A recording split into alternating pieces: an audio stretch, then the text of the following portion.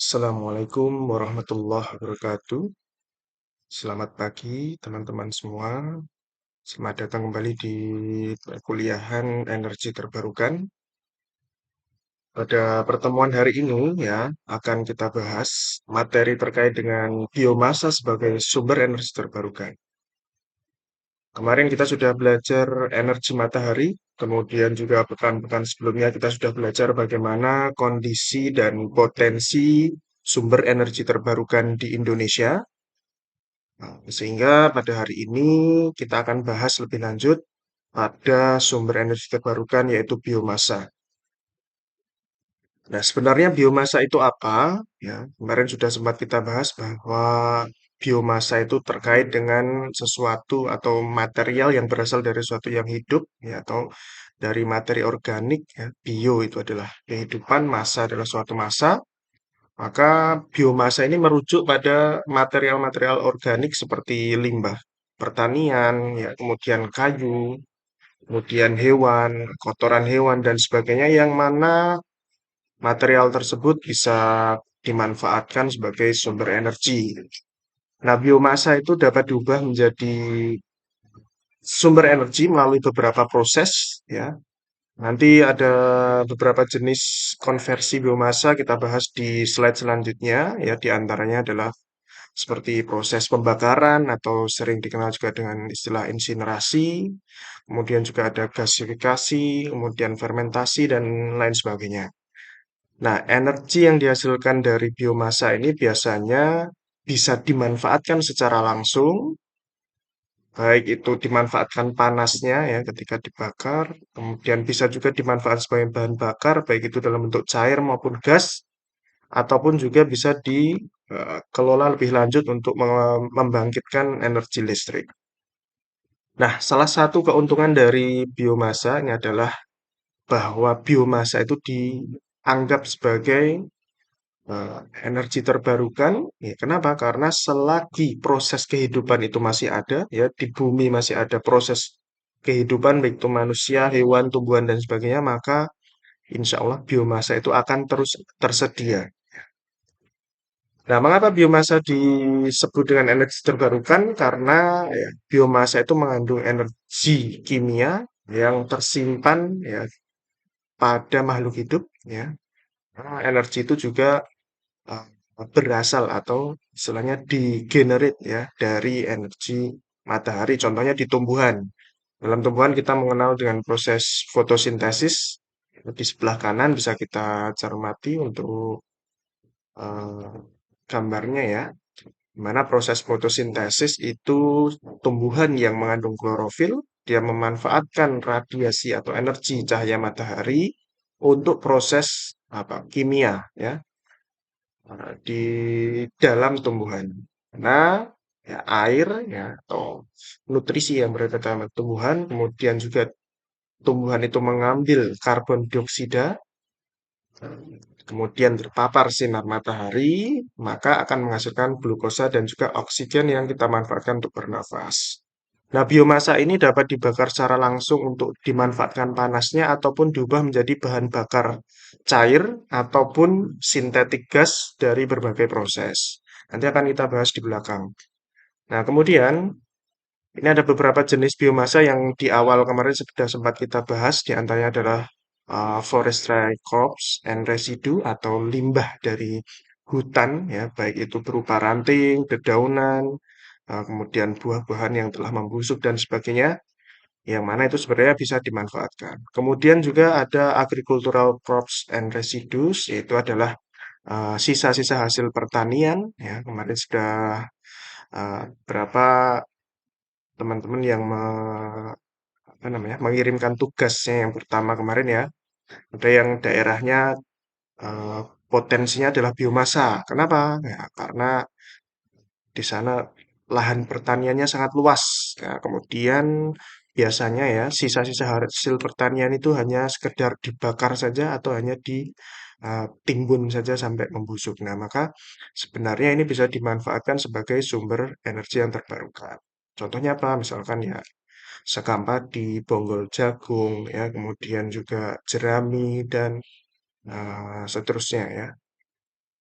Kemudian juga ada sewage, ada municipal solid waste, ada animal residues, lalu industrial residues, ya termasuk juga kotoran hewan, termasuk juga kotoran manusia, itu sebenarnya adalah salah satu eh, jenis biomasa yang sebenarnya bisa dimanfaatkan.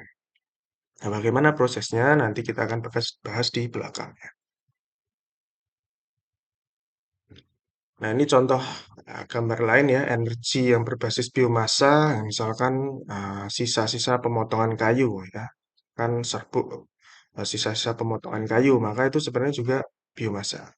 Ranting kayu, ubi kayu, ya, kemudian sagu, termasuk juga bahan baku etanol ya, kelapa sawit, lalu juga buah jarak gitu ya. Nah, ini yang sedang ramai dibahas ya kan sawit gitu ya. Itu sebenarnya adalah bahan baku dari bioetanol. Kemudian juga ada bonggol jagung, sekam padi, dan sebagainya. Sebenarnya sangat potensial sekali di negara Indonesia. Nah, yang pertama adalah biochemical conversion. Ya, bio itu adalah ya, kemarin bios dari kata bios yang berarti adalah sesuatu yang hidup atau kehidupan. Ya. Sedangkan chemical apa? Chemical kimia ya. Maka biochemical conversion di sini maksudnya adalah konversi biomasa yang menggunakan atau melibatkan mikroorganisme atau enzim, di mana tujuannya adalah untuk mengubah biomasa menjadi produk yang diinginkan. Sebagai contoh tadi adalah biofuel ataupun sintetik gas atau bahan kimia yang lainnya. Nah, ini contoh di sebelah kanan, ini adalah contoh skema produksi bioetanol ya. Yang pertama adalah ini sumbernya adalah buah anggur misalnya. Kenapa kok bisa dihasilkan buah anggur? Yaitu salah satunya adalah proses alami dari sebuah tumbuhan, di mana ya pohon anggur itu ya, dia mendapatkan energi matahari ya, untuk fotosintesis, ya, kemudian dihasilkan glukosa dan juga O2. O2 kita manfaatkan untuk bernafas, dengan glukosanya itu disimpan ya dalam bentuk buah, salah satunya ya. Dihasilkan buah anggur. Nah, buah anggur ini bisa disimpan atau diproses dalam kondisi anaerobik ya atau tanpa atau kedap udara. Kemudian dilibatkan juga di dalamnya mikroorganisme sehingga terjadi fermentasi atau pembusukan. Nah, kemudian ya karena di situ terjadi pembusukan ya, kemudian juga melibatkan apa namanya cairan itu ya, maka kemudian bisa diproses dengan proses destilasi. Untuk dihasilkan apa? Alkohol. Nah, biasanya alkohol itu kadarnya belum terlalu tinggi sebenarnya ya, antara 90 persenan ya, sampai 92. Nah, kemudian ada proses yang namanya purifikasi atau pemurnian. Sehingga nanti bioetanol bisa dihasilkan dengan kadar etanol yang sangat tinggi ya, hingga 99%. Nah, bioetanol ini bisa dimanfaatkan sebagai ya, bahan bakar cair ataupun sumber energi untuk proses pembakaran ataupun proses yang membutuhkan bahan bakar cair. Nah, kemudian yang kedua adalah thermochemical conversion, dari kata termo dan chemical. Maka maksudnya di sini adalah proses konversi biomasa menjadi energi dalam produk yang bernilai lainnya dengan memanfaatkan thermal atau memanfaatkan panas. Kemudian juga karena dia ya, thermochemical, maka di dalamnya ada yang namanya reaksi kimia. Nah, bedanya dengan biochemical, kalau thermochemical dia tidak melibatkan mikroorganisme atau tidak melibatkan agen biologis ya, atau seperti enzim dan sebagainya. Nah, proses ini ya ada beberapa teknologi yang bisa dimanfaatkan. Yang pertama adalah pembakaran atau direct combustion atau incineration ya. Kemudian yang kedua adalah pyrolysis, lalu ada yang disebut dengan gasifikasi ya, dan juga likuifaksi. Nah, likuifaksi ini hampir sama dengan pirolisis. Nah, setiap teknologi dia memiliki karakteristik produk akhir yang berbeda-beda. Nah, kalau direct combustion itu pembakaran secara langsung ya, biomasa kemudian dibakar, maka dia akan menghasilkan panas atau menghasilkan api gitu ya. Nah, sedangkan pada proses pirolisis ya, pada proses pirolisis dia menghasilkan bio-oil dan juga charcoal ya, atau ya, arang gitu ya. Nah, bio-oil ini bisa dimanfaatkan untuk bahan bakar transportasi atau juga biasa dimanfaatkan untuk dibakar untuk menghasilkan panas. Nah, sedangkan gasifikasi, kalau gasifikasi produk akhirnya adalah berupa produser gas atau sintetik gas atau disebut juga dengan syngas, yang mana juga bisa dimanfaatkan ya untuk eh, apa namanya dibakar secara langsung atau menghasilkan panas atau juga ya, bisa dimanfaatkan untuk ya, ada generator gas gitu, atau turbin gas untuk menghasilkan power. Nah, selanjutnya adalah ya, kita bahas secara step by step. Yang pertama adalah biochemical conversion. Tadi ya sudah kita bahas di awal tadi. Ya, proses pertama adalah pre-treatment atau pra-pemrosesan, di mana biomasa itu seringkali perlu diproses terlebih dahulu sebelum menjadi produk yang diinginkan. Nah, tujuannya adalah mengubah struktur dari biomasa itu sendiri agar ya agar apa? Lebih mudah untuk diakses oleh enzim ataupun juga mikroorganisme selama proses hidrolisis. Nah, praproses ini ya juga berfungsi untuk mengurangi kontaminasi atau kontaminan-kontaminan yang mengubah komposisi kimia dari biomasa itu. Lalu masuk ke tahap kedua yaitu hidrolisis. Nah, hidrolisis di sini dia melibatkan ya enzim ataupun asam ya tujuannya untuk apa? Memecah polimer kompleks pada biomasa. Nah, menjadi glukosa ya, atau gula. Nah, gula-gula ini nantilah yang akan dimanfaatkan atau digunakan oleh mikroorganisme selama proses fermentasi. Nah, kemudian step selanjutnya adalah proses fermentasi. Nah, gula-gula yang tadi sudah dihasilkan dari proses hidrolisis tadi kemudian difermentasi oleh mikroorganisme. Contohnya adalah ragi gitu ya, atau bakteri, yang mana nanti di situ ada proses pembusukan ya, sehingga mampu ya menghasilkan contohnya adalah biogas gitu ya. Nah, fermentasi ini biasanya memerlukan kondisi yang terkontrol ya, karena harus ya disesuaikan pada suhu dan pH yang tepat, serta juga ada diperlukan nutrisi tambahan bagi mikroorganisme. Nah, proses ini biasanya anaerobik atau pada tempat yang kedap udara atau eh, apa namanya minim oksigen atau bahkan tanpa oksigen. Kemudian setelah fermentasi selesai, maka produk akhir itu biasanya perlu dimurnikan terlebih dahulu, ya. Ada proses destilasi, ekstraksi, maupun proses purifikasi lainnya, sehingga menghasilkan produk dengan kemurnian yang tinggi.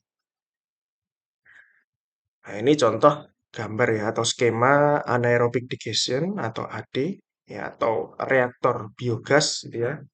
Nah, ini dari apa namanya feedstock ya atau bahan bakunya merupakan biomasa ya. Contohnya adalah kotoran hewan ya, termasuk kotoran manusia ya. Lalu juga sampah-sampah makanan dan sampah-sampah organik lainnya. Kemudian dimasukkan atau diproses ke dalam digester anaerobik atau digester biogas ya sebutannya ya. Di mana di dalamnya tanpa ada oksigen atau kedap udara. Nah, proses tersebut ya tadi ya termasuk di dalamnya ada fermentasi, maka dihasilkanlah yang namanya biogas. Nah, biogas itu ya didominasi oleh gas metan dan juga karbon dioksida. Nah, biogas ini bisa dimanfaatkan untuk apa ya? Untuk pembangkit listrik ya, misalkan untuk dihasilkan panas pada pembangkit ataupun dibakar secara langsung untuk memanaskan apa namanya? Ya, boiler gitu ya, ataupun tungku ya, ataupun kompor gas gitu ya, kompor biogas. Kemudian proses lebih lanjutnya ya, pada peningkatan biogas itu bisa dimurnikan juga sehingga eh, hampir 100 atau 90% lebih hanya berisi dengan gas metan sehingga karbon dioksida yang tadi bisa dihilangkan gitu ya, atau dipisahkan. Nah, biogas yang murni tadi atau yang didominasi hampir 90% lebih oleh metan tadi disebut dengan biometana atau gas alam terbarukan. Nah, biometana ini hampir identik dengan gas alam sehingga bisa dimanfaatkan untuk transport fuel atau bahan bakar kendaraan. Nah, kelebihannya apa anaerobic digestion? Ya, yang pertama adalah dia mampu ya mengurangi volume sampah organik yang terbengkalai atau yang tidak diolah. Nah, contoh limbah makanan, kotoran hewan dan sebagainya, sehingga mampu mengurangi limbah yang berada di tempat pembuangan maupun di ya, penampungan kotoran atau limbah itu ya. Lalu yang kedua jelas dihasilkan biogas yang bernilai atau memiliki value yang lebih tinggi. Mana tadi bahan bakunya adalah bahan baku yang bernilai rendah, ya dihasilkan biogas yang bernilai tinggi, yang juga termasuk sebagai sumber energi bersih dan terbarukan. Kemudian juga sisa dari proses anaerobic digestion tadi itu bisa digunakan sebagai pupuk organik. Ya. Bisa dalam berupa eh, cairan ya dan juga ampasnya tadi berupa padatan bisa digunakan sebagai pupuk organik. Dan selanjutnya juga kelebihannya adalah mengurangi ketergantungan kita pada bahan bakar fosil. Nah, namun ya di sisi lain ada kekurangan di antaranya adalah investasi awal yang juga tidak murah itu ya, pembelian digester biogas, kemudian peralatan, instalasi dan sebagainya. Selain itu juga membutuhkan perawatan yang tepat ya karena proses fermentasi di dalam digester biogas itu membutuhkan kontrol terhadap temperatur, kemudian juga pH. Lalu juga ketersediaan nutrisi bagi mikroorganisme di dalamnya. Lalu selain itu juga kelemahan dari anaerobic digestion ini ya biogas yang diproduksi itu terkadang tidak konsisten. Akan tergantung dengan kondisi atau tergantung juga dengan kualitas bahan organik yang digunakan, lalu juga kondisi operasional digester itu sendiri ya termasuk juga temperatur dan pH tadi. Ya, ketika tidak dirawat atau tidak dioperasikan dengan baik, maka ya produksi biogas itu tidak konsisten. Nah, kemudian juga eh, sisa atau istilahnya residu dari proses anaerobic digestion ini masih perlu diolah kembali. Ya, karena digester biogas itu masih menghasilkan limbah cair dan padatan yang bisa atau menimbulkan dampak negatif terhadap lingkungan bila tidak dimanfaatkan dengan benar. Nah, sebenarnya salah satu pemanfaatannya tadi juga dalam atau digunakan untuk pupuk organik. Ya. Lalu selanjutnya ada yang disebut dengan bioethanol production. Nah, ini sebenarnya masih dari proses biochemical, ya, di mana biomas itu ya dikoleksi atau di pretreatment terlebih dahulu, kemudian sama prosesnya adalah hidrolisis, yaitu menggunakan asid atau asam, ya lalu atau juga enzim, kemudian difermentasi menggunakan mikroorganisme. Lalu yang terakhir, nah ini bedanya di sini adalah menggunakan proses distilasi sehingga dihasilkan bioetanol. Nah, bioetanol ini juga apa namanya ya, salah satu energi bersih ya dalam bentuk bahan bakar cair ya sehingga bisa dimanfaatkan eh, pada berbagai aplikasi gitu ya. Nah, salah satu kelebihannya adalah ya mengurangi ketergantungan kita terhadap ya, bahan bakar fosil. Nah, tetapi yang menjadi kekurangan adalah bahwa sebenarnya produksi bioetanol ini bersaing dengan kebutuhan pangan gitu ya, karena biasanya berasal dari biomasa yang mengandung glukosa tinggi. Ya, contohnya ya apa? Contohnya adalah misalkan ya singkong gitu ya, ataupun juga eh, dan sebagainya, yang mana itu sebagai bahan baku ya gula gitu ya. Maka sebenarnya ya, terkadang ya produksinya itu membutuhkan biaya yang lebih besar. Kemudian juga selain produksinya yang tinggi, ya kemudian juga persaingan dengan pangan, produksi bioetanol itu juga memerlukan lahan ya biasanya untuk menanam ya tanaman penghasil etanol, ya contoh seperti jagung, tebu, singkong dan sebagainya, serta juga memerlukan banyak air untuk proses irigasi dan juga produksinya.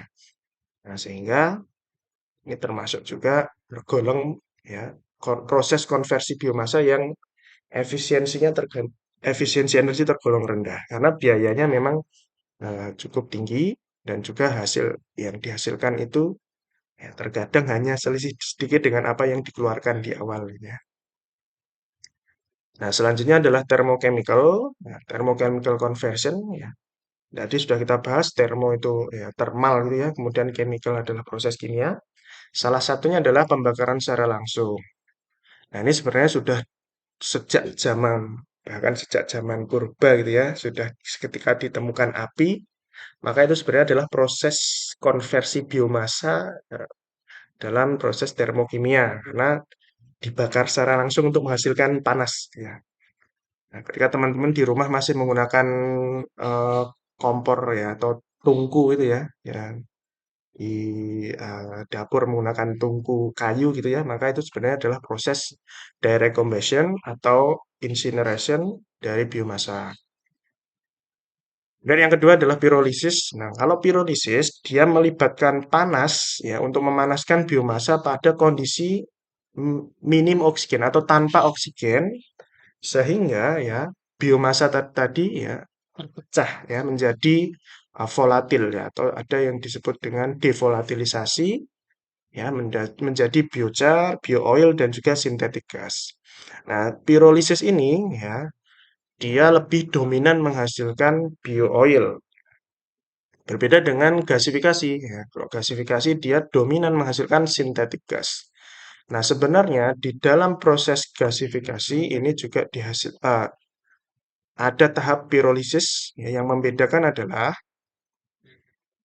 temperatur operasional ya. Nah, kalau pirolisis biasanya temperatur 200 hingga 500 derajat Celcius, sedangkan gasifikasi dia bisa mencapai 800 hingga 1200 derajat Celcius. Nah, ini skema untuk proses pirolisis, silahkan nanti bisa dipelajari.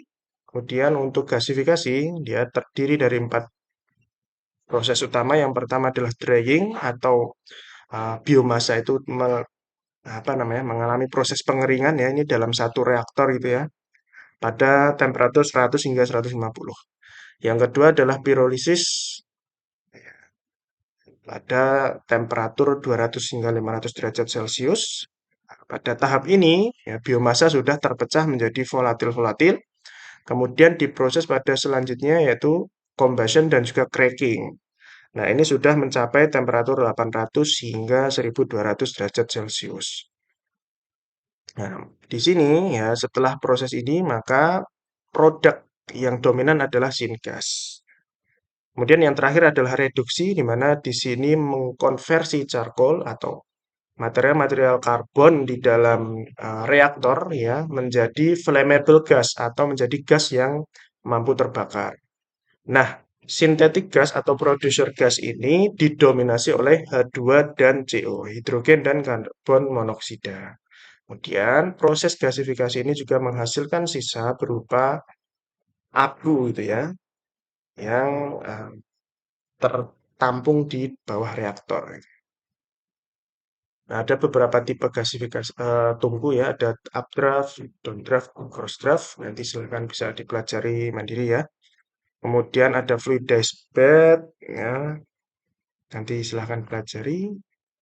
Nah, kelebihan dari gasifikasi ya, di mana salah satu proses konversi biomasa yang paling efisien adalah gasifikasi, ya, karena di dalamnya ya dihasilkan ya energi yang lebih tinggi ya dibandingkan dengan pembakaran langsung biomasa ataupun juga proses pirolisis. Nah, gas yang dihasilkan ini juga memiliki apa namanya nilai kalori yang lebih tinggi dibandingkan dengan bahan bakar cair maupun juga ketika panas secara langsung dari proses pembakaran langsung tadi. Kemudian juga gasifikasi ini bisa diintegrasikan dengan sistem energi berkelanjutan seperti pembangkit listrik tenaga biomasa ataupun juga pada proses produksi biofuel. Kemudian juga gasifikasi ini dia fleksibel ya, bahan bakunya bisa dari bahan limbah pertanian, limbah kayu, limbah makanan, dan sebagainya, yang mana mengandung hidrokarbon. Nah, maka bisa dimanfaatkan pada proses gasifikasi. Nah, namun kelemahannya di sisi lain ya, pasti yang pertama adalah biaya investasi awal, khususnya peralatan yang lebih kompleks dibandingkan dengan proses yang lain tadi ya, sehingga biaya investasi awal menjadi lebih tinggi. Kemudian juga gasifikasi ini memerlukan operasional yang cermat, ya, parameter temperatur, tekanan, laju aliran, kemudian juga beberapa tantangan reaksi-reaksi di dalamnya yang kompleks gitu. Kemudian juga meskipun ya gasifikasi itu menghasilkan gas, dia masih menghasilkan emisi atau polusi udara. Ya, karena selain CO dan H2 tadi, masih dihasilkan ya seperti karbon dioksida, kemudian apa nitrogen oksida dan partikulat-partikulat lain, ya termasuk juga abu, sisa abu yang dihasilkan itu juga berpotensi mencemari lingkungan. Sehingga untuk menghindari dampak lingkungan tersebut ya abu ataupun juga tar yang dihasilkan perlu dikelola dengan baik. Ya. Nah, kemudian ini ada tugas ya. Untuk tugas kedua, silahkan dibuat ringkasan materi ya, terkait dengan biomasa sebagai sumber energi dalam satu halaman A4. Ya, kemudian sertakan intisarinya ataupun referensi ya, dari materi tersebut. Ya, kalau bisa ya diambil dari 5 artikel dari jurnal ataupun 5 artikel blog atau berita dan sebagainya silahkan menjadi referensi ataupun juga bisa dari materi ini silahkan nanti apa namanya diupload tugasnya di Spada seperti biasa. Nanti akan insya Allah akan kita tampilkan di Spada sehingga teman-teman nanti bisa uh, segera mengunggah tugasnya. Tidak perlu tulis tangan, silahkan boleh diketik, kemudian nanti diupload di Spada. Ya, untuk pertemuan hari ini ya materinya cukup sekian ya. Kemudian untuk presensi silahkan saya tulis ya presensinya. Untuk presensi nanti silahkan buka ums.id garis miring ums.id garis miring presensi EBT 2026. Untuk presensinya ya silakan ums.id garis miring presensi EBT 2026. Ditulis kecil semua. Dengan huruf kecil ums.id garis miring presensi EBT 2026. Mohon maaf untuk pertemuan hari ini kita adakan secara asinkron. Semoga video ini bermanfaat. Terima kasih teman-teman. Saya tutup. Assalamualaikum warahmatullahi wabarakatuh.